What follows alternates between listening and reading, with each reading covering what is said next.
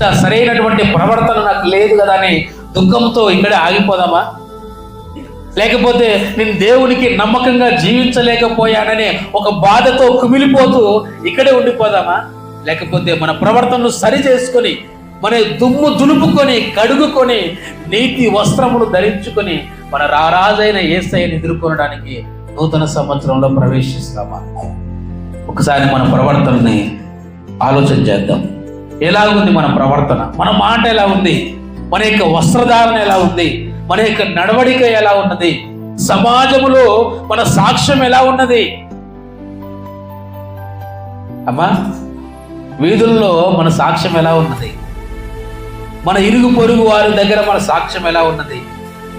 మన ప్రవర్తన సరి అయినదిగానే ఉన్నదా? ఒక నలుగురు కూర్చొని ఏమంటారు, రచ్చబండలో కూర్చొని మాట్లాడుతూ ఉన్నారు. ఏం మాట్లాడతారు చెప్పండి అమ్మా, ఏం మాట్లాడతారు? కూర్చొని మాట్లాడేటప్పుడు నలుగురు ఆడవాళ్ళు లేకపోతే మగవాళ్ళు కూర్చొని మాట్లాడేటప్పుడు ఏం మాట్లాడతారు? పరిశుద్ధమైన మాటలు మాట్లాడతారా? మంచి మాటలు మాట్లాడతారా?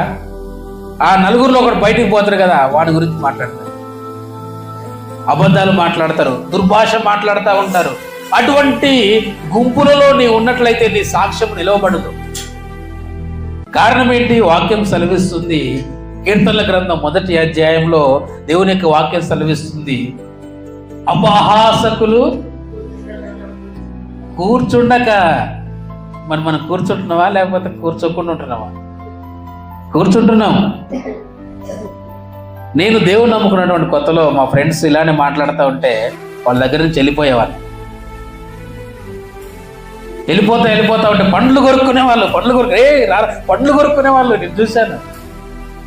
కానీ మనకు ఆ దుర్భాష మనకు వద్దు. అపహాసకులు కూర్చుండు చోటున కూర్చుండడానికి దేవుడు నిన్ను పిలవలేదు.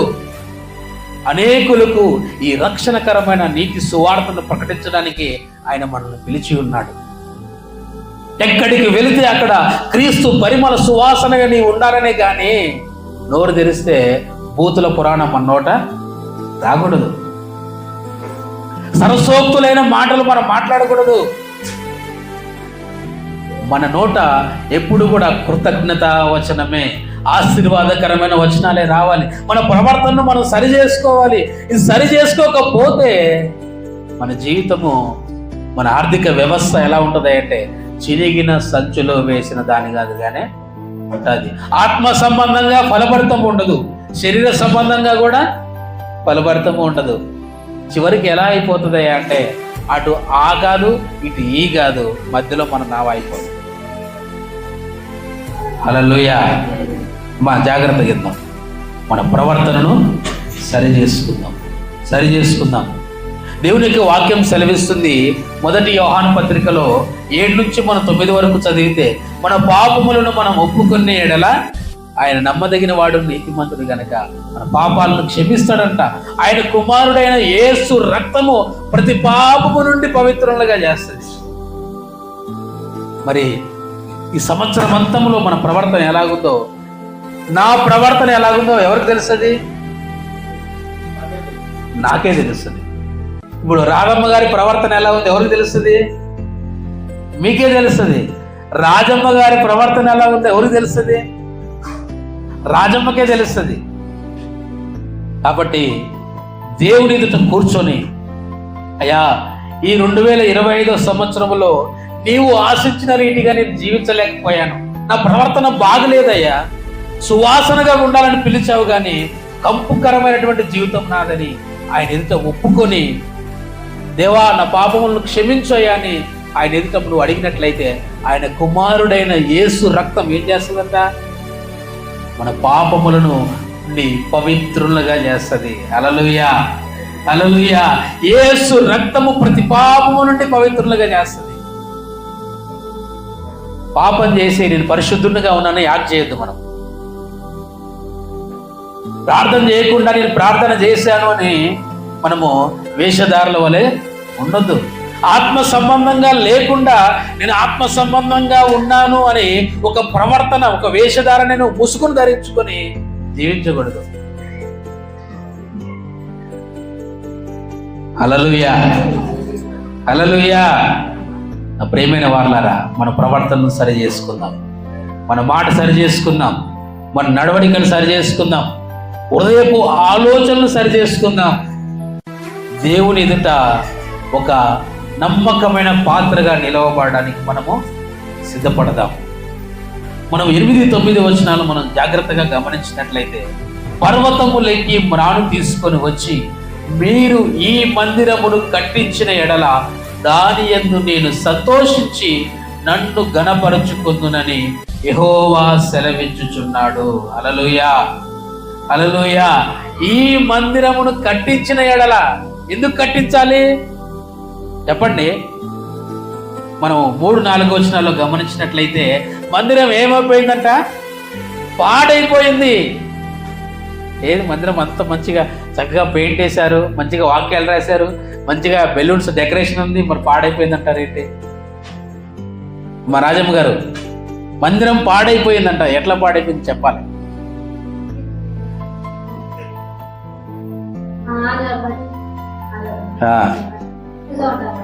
ఇంకా చెప్పండి. మందిరం పాడైపోయింది, హృదయము పాడైపోయింది. హల్లెలూయా. కొరింథీ పత్రికలో అంటాడు, ఈ దేహము దేవుని ఆలయము. హల్లెలూయా. ఇప్పుడు ఈ ఆలయం ఏమైపోయింది? పాడైపోయింది. పాడైపోయిందని నువ్వు పట్టించుకోవట్లే. మంచిగా సెంటు కొడుతున్నావు, మంచిగా కొత్త వస్త్రాలు ధరిస్తున్నావు, ఈ లోపల కంపు ఇట్లనే ఉండిపోయింది. లోపల పాపం, అబద్ధం, లోపంలో క్రూరమైనటువంటి కోపద్వేషాలు అలాగనే ఉన్నాయి. పైకి మాత్రము ఒక వేషధారణ కలిగినటువంటి ఆ వేషం ధరించుకొని నేను జీవిస్తా ఉన్నాను. ఈ మందిరం పాడైపోయి ఉండగా నువ్వేమో భక్తి చేస్తున్నట్టుగా నటిస్తా ఉన్నావు. లోపల నీ మందిరం పాడైపోయింది. ఎందుకు పాడైపోయింది అంటే, ఈ దేహము దేవుని ఆలయము, ఆయన నివాసం ఉండే ఆలయమే పాడైపోయినప్పుడు బయట అలాగుంటే ఏంటండి? అయితే దేవుని యొక్క వాక్యం సెలవిస్తుంది, పర్వతములెక్కి మ్రాను తీసుకొని వచ్చి ఈ మందిరమును మీరు కట్టించిన ఎడల. పర్వతములెక్కి మ్రాను తీసుకొని రావడం అంటే, ఇప్పుడు నేనేం చేయాలి? ఈ మందిరమును బాగు చేయడానికి ప్రయాసపడాలి, ఉపవాసం ఉండాలి, కన్నీరు విడవాలి, జాగారాలుండి రాత్రి ప్రార్థనలు చేయాలి. ఏమంటారు? చైన్ ప్రేయర్స్ అంటారు. ఒకరినొకరు చేయబట్టుకొని చైన్ ప్రేయర్స్ చేస్తూ ఉంటారు. ఉపవాస ప్రార్థనలు చేయాలి, కన్నీరు విడవాలి. ఆ యొక్క పాపాత్మురాలైనటువంటి స్త్రీ యేసు ప్రభు వారి పాదాలు కడిగినట్లుగా మనమును ఆయన పాదాలు పట్టుకొని కడిగినప్పుడు ఈ మందిరము ఏమైపోతుందో తెలుసా? కట్టించబడుతుంది, పరిశుద్ధపరచబడుతుంది. హల్లెలూయా, హల్లెలూయా. మరి సంవత్సరం అంతంలో ఉండగా మరి ఎందుకు నువ్వు ఉపవాసం ఉండి ఈ మందిరమును బాగు చేయకూడదు? ఎందుకు రాత్రి జాగారం ఉండి ప్రార్థన చేస్తూ, అయ్యా నా ఇంటిని కట్టు నాయన, నా జీవితాన్ని కట్టు నాయన అని ఎందుకు కన్నీరు విడిచి నువ్వు ప్రార్థన చేయకూడదు? ఏదో మొక్కుబడిగా 1 గంట సేపు ప్రభువా స్తోత్రం స్తోత్రం నాయన 2 పాటలు పాడేసి ఆ మోకరించి, అయ్యా ప్రార్థన చేసి నా కుటుంబాన్ని దీవించు, నన్ను దీవించు అని అడిగితే సరిపోతుందా? గోజాడాలి. ఆయన పాదాలు పట్టుకుని ఎబ్బోకు రేవు దగ్గర అంట యాకోబు దేవుడితో ఏం చేశాడు? పెనుగులాడాడు. ప్రార్థన చేసి వెళ్ళిపోలే, పెనుగులాడాడంట. పెనుగులాడాలి. పెనుగులాడే అనుభవం ఎప్పుడు మనకు కావాలి అంటే, పెనుగులాడే అనుభవం ఏంటంటే, సమాధానం పొందుకునేంత వరకు నేను ప్రార్థనను ఆపను. హల్లెలూయా. సంఘాలు ఈ ప్రార్థన జరగాలండి. పేరుకు ఆన్లైన్ ప్రేయర్స్ ఎక్కడి వరకు జరుగుతూ ఉంది?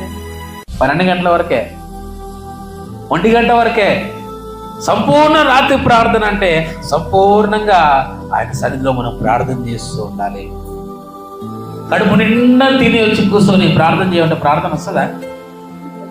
ఏమొస్తాయి? ఆవలింతలు వస్తాయి, నిద్ర వస్తుంది, శరీరం సహకరించదు.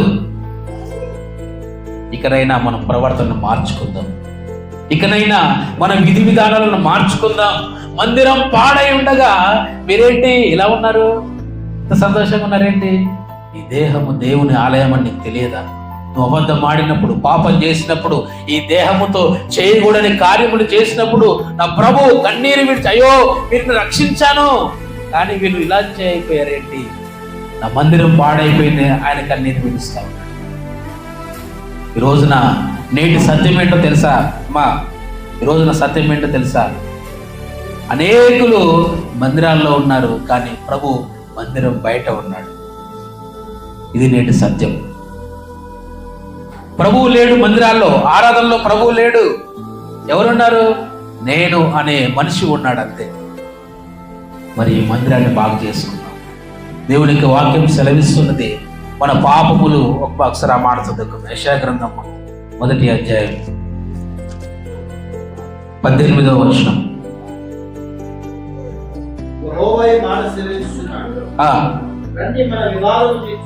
రండి మన వివాదము తీర్చుకుందాము,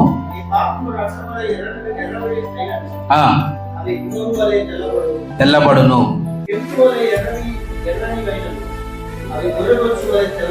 తెల్లని వగును. దేవునికి స్తోత్రం, హల్లెలూయా. రండి మన వివాదము తీర్చుకుందాం, రండి మన ప్రవర్తనను సరి చేసుకుందాం, రండి మన మాటలు సరి చేసుకుందాం, రండి మన పాపాలను ఒప్పుకుందాం, రండి పాపయుక్తమైన మన మనసులను మార్చుకుందాం. మన పాపములు రక్తము వలె ఎర్రనివైనను హిమము వలె తెల్లగా చేస్తాడంట దేవుడు. కెంపు వలె ఎర్రనివైనను గొర్రె బొచ్చు వలె తెల్లని వగును. 19వ వచనం మనం చూసినట్లయితే, మీరు సమ్మతించి నా మాట వినినెడల మీరు భూమి యొక్క మంచి పదార్థములను అనుభవిస్తారు. ఎప్పుడు? దేవుని మాటలు మనం వినినప్పుడు మంచి పదార్థములను మనం అనుభవిస్తాం. దేవుని మాట వినకుండా, దేవుని మాట వినం, దేవుని మాటకు లోబడం, వాక్యానికి విధేయత చూపించం, వాక్యం చదవం, ప్రార్థన చేయం, ఉపవాసం ఉండం. కానీ మనకేం కావాలి? మంచి పదార్థాలు కావాలి. హల్లెలూయా. మనం చేసేది చేయం, కానీ ప్రభు దగ్గర నుంచి మనకు మాత్రం కావాలి. ఇదెక్కడ న్యాయం అంటే? అసలు దేవుని యొక్క వాక్యం సెలవిస్తుంది, మీరు సమ్మతించమంటే ఏంటి? ఒడంబడిక చేసుకోవడం అంటే నువ్వు అంగీకరించడం. అవును ప్రభు అని దేవుని యొక్క వాక్యాన్ని అంగీకరించి ఆ మాటను వినినప్పుడు శ్రేష్టమైన స్వాస్థ్యము నీకు అనుగ్రహించబడుతుంది. నువ్వు సమ్మతించవు, వాక్యానికి విధేయత చూపించవు. కానీ ఆ దేవుడు నాకేం చేశాడంటే, ఆ దేవుడు నమ్ముకోలేదు, బాగా అభివృద్ధి చెందాడు. మేడ పెద్ద కట్టాడు. యేసయ్యను నమ్ముకుంటే మేడ పెద్దలు కట్టబడవు, జీవితం కట్టబడుతుంది. హల్లెలూయా. యేసును నువ్వు వెంబడిస్తే నీ జీవితం బాగైపోతుంది, నీ ఆలయం పరిశుద్ధంగా మార్చబడుతుంది. హృదయం కమ్ముగా పెట్టుకొని మేడ మీద మేడలు ఎన్ని కడితే ఏం లాభం? అది ఉంటుందా? ఒక రోజున కూలిపోయేదేనా? నిలిచేది ఈ గుడారము. ఈ గుడారం ఎప్పటికీ నిలుస్తుంది. దీన్ని మనం బాగు చేసుకోవాలి. మన క్రిస్మస్ పండుగ వచ్చింది, ఏం చేసాం అందరం? చెప్పండమ్మా.